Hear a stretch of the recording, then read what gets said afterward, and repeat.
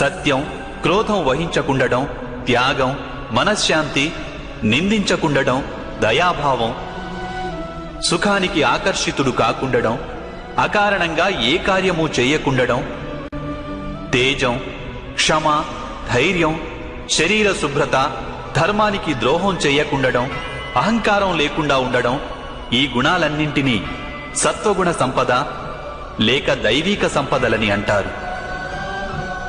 వీటి వలననే మనిషి పరమాత్మను అంటే నన్ను భక్తితో కొలుస్తాడు, తన జీవిత కర్తవ్యాన్ని నిర్వహిస్తాడు,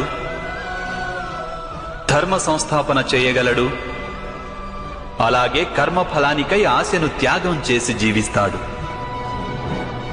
వానికి నేను నిస్సందేహంగా ఈ జన్మలో ఆనందాన్ని అందిస్తాను, మరణించిన పిమ్మట వానిని నాలో ఐక్యం చేసుకుంటాను.